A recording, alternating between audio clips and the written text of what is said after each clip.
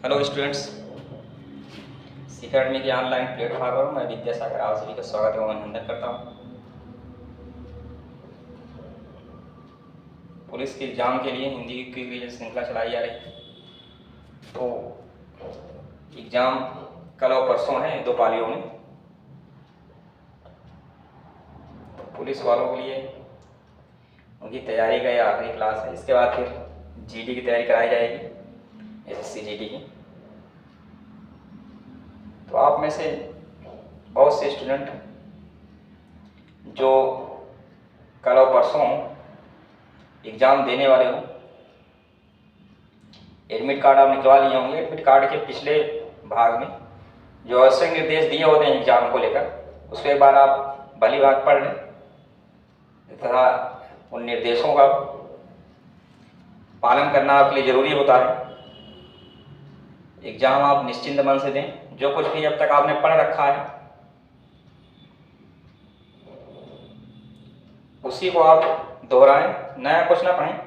अभी आप नया पढ़ेंगे तो उसमें भ्रमित हो सकते हैं, सही निष्कर्ष तक नहीं पहुंच सकते। तो आप जो कुछ पढ़ रखे हैं उसी को दोहराएं और एग्ज़ाम एक स्ट्रेटजी से दें, विदाउट टेंशन, बिना किसी टेंशन के। क्योंकि नौकरी अगर आप टेंशन में रह के एग्ज़ाम देते हो तो हो सकता है कि आपको कुछ नंबर घट जाएं। टेंशन के चलते आप कुछ क्वेश्चन गलत कर जाएंगे। एक स्ट्रेटजी बनाए, स्ट्रेटजी के अनुसार आप एग्ज़ाम दीजिए कि आप किस तरह से एग्ज़ाम को निकालोगे। जैसे आप कई स्टूडेंट हैं कि ये सोच रहे हैं पहले मैथ करें, फिर रीजनिंग करें, पहले हिंदी करें, जीएस करें। तो पहले करने के लिए आप कुछ भी करिए, प्रैक्टिस स्टार्ट करते समय ये आपको अंदाज़ा हो गया होगा क्या पहले करना ठीक होगा और क्या पहले करना ठीक नहीं है। मगर हिंदी और जीएस अगर आप शुरुआती 30 मिनट करते हैं तो आप बेहतर तरीके से उसको पढ़ के आंसर दे पाएंगे। बाद में फिर आप जल्दबाजी के चक्कर में उसमें जो बारीकियां होती हैं उसको हिंदी की नहीं समझ पाएंगे, फिर गलतियां होने का चांस रहेगा। तो अगर शुरू में 30 मिनट में आप हिंदी जीएस निपटा देते हैं तो बाद के जो 90 मिनट हैं, 90 मिनट में 75 क्वेश्चन करने रहेंगे। तो अगर आप 90 मिनट में 60-65 क्वेश्चन करते हैं तो आसानी से एग्ज़ाम क्वालिफाई हो जाएगा। और कुछ स्टूडेंट जो पहली बार एग्ज़ाम देने जा रहे होंगे वो लोग ये गलती ना करें कि पूरा करते ही चले जाएं, लास्ट में काला करना बचा रह जाए। तो अगर आप हिंदी जीएस कर लेते हैं तो उसको काला कर लें, फिर रीजनिंग करते हैं काला कर लें, फिर लास्ट में मैथ करें। और करने के तरीके में भी एक बार में पूरा पेपर देखते समय, एक बार में पहले आप पूरा पेपर देखेंगे तो भी 70-75 क्वेश्चन तक साधारणतः स्टूडेंट कर लेंगे। तो क्योंकि पेपर के लास्ट क्वेश्चन तक पहुंचना जरूरी होता है, इसलिए क्वेश्चन में कहीं उलझना नहीं चाहिए। और करते समय जो क्वेश्चन आपको लगे कि ये दोबारा देखने पर भी मुझको नहीं आएगा, तो ऐसे क्वेश्चन पर आप बुरा चिन्ह लगा दें। जिसको देख कर लगे कि दोबारा प्रयास करने पर आएगा उसको गोला कर दें। और अगर चूंकि 1/4 माइनस मार्किंग है तो अगर आप दो विकल्पों को लेकर ही भ्रमित हैं कौन सही है कौन गलत है, बाकी दो आप क्लियर तौर पर गलत काट पा रहे हैं, तो ऐसे में उसे 1/4 माइनस मार्किंग है, इसलिए उसे भी हल किया जा सकता है। उसमें भी एक आप गोला कर सकते हो। तो जो इस तरह के क्वेश्चन है उनमें शुरू में ही दोनों पर आप टिक लगा दें। जब दोनों पर टिक लगा देंगे तो जब आप दोबारा फिर से देखना शुरू करेंगे तब आप दोनों पर विचार कर सकते हैं।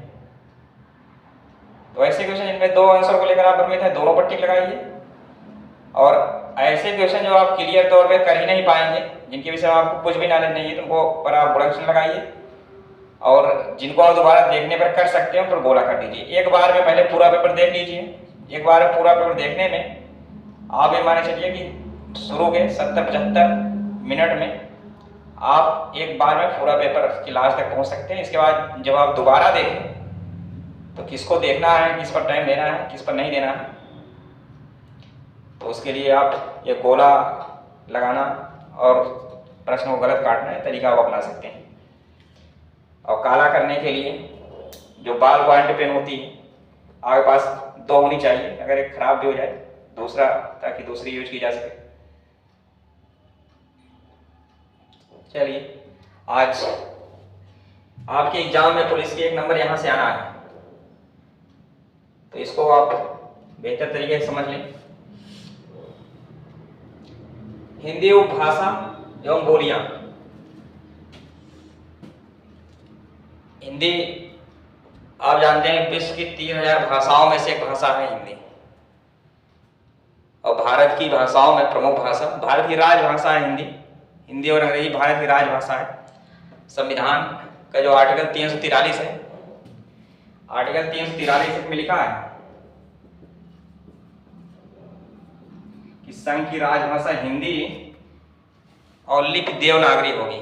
संघ की राजभाषा हिंदी और लिपि क्या होगी? देवनागरी होगी। और ये भाग 17 में भाषाओं को उल्लेख है। और अगर सूची की बात की जाए तो 8वीं अनुसूची है। संविधान में कुल 12 अनुसूचियां हैं इस समय, तो 12 में से जो 8वीं अनुसूची है, 8वीं अनुसूची का संबंध किससे है? भाषाओं से। और टोटल कितनी भाषाएं हैं संविधान में? तो 22 भाषाएं हैं टोटल संविधान में। और जब संविधान बना था तो उसमें 14 भाषाएं थी, बाद में विभिन्न संविधान संशोधन के द्वारा भाषाएं जोड़ी गई और वर्तमान में 22 भाषाएं हैं। आर्टिकल 343 का एक है जिसमें लिखा है संघ की राजभाषा हिंदी और लिपि देवनागरी होगी। और भाग कौन सा है? तो भाग है 17। भाग 17 में भाषा को उल्लेख किया गया है। भारत की जो प्राचीन भाषा रही है, प्राचीन भाषा संस्कृत है।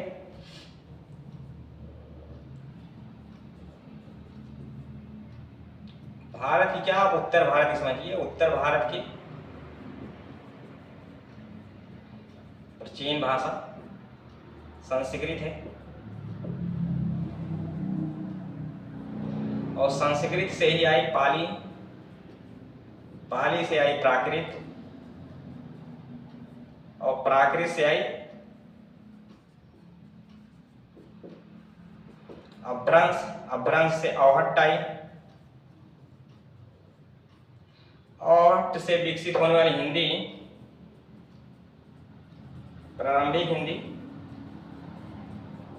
कहलाई। लगभग 750 ईस्वी के आसपास प्रारंभिक हिंदी का विकास हुआ। अपभ्रंश को हिंदी का जनक कहते हैं। हिंदी का जनक किसे कहते हैं?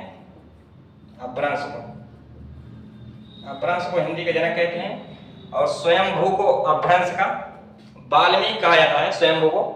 और अपभ्रंश या अवहट्ट से विकसित प्राचीन हिंदी को, जो प्रारंभिक हिंदी है, प्रारंभिक हिंदी को पुरानी हिंदी कहा था चंद्रधर शर्मा गुलेरी ने। अपभ्रंश या अवहट्ट से विकसित प्राचीन हिंदी को पुरानी हिंदी किसने कहा? चंद्रधर शर्मा गुलेरी ने। संस्कृत को हिंदी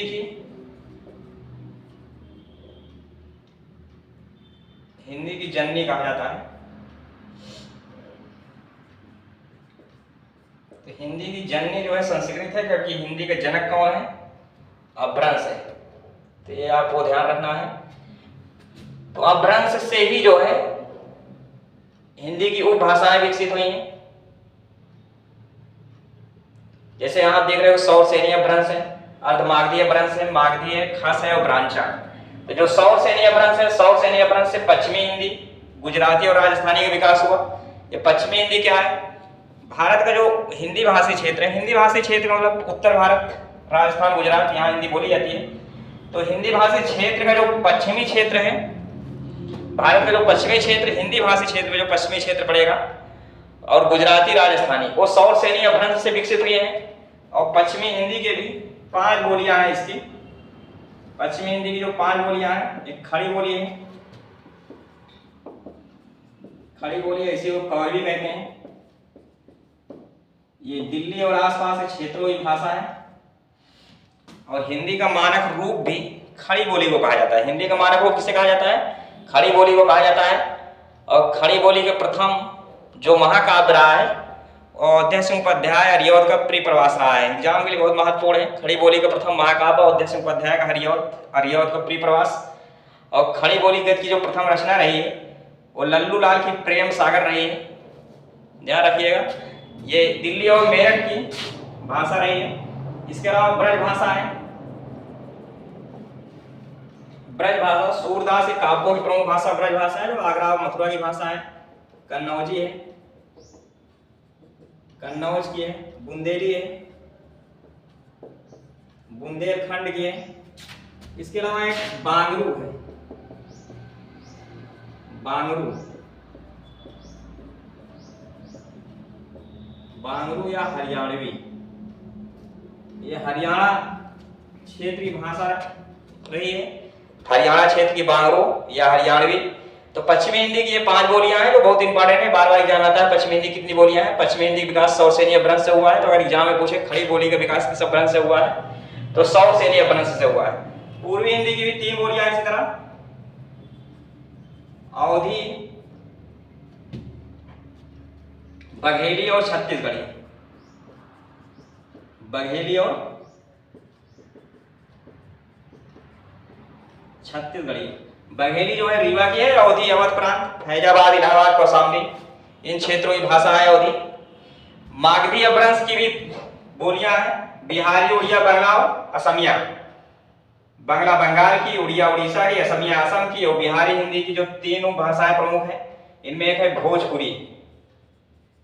भोजपुरी बिहार का भोजपुर जिला, छपरा जिला, आरा जिला, ये सब भोजपुरी के केंद्र हैं। भोजपुरी, मैथिली, मिथिला जिला बिहार का, और मगही।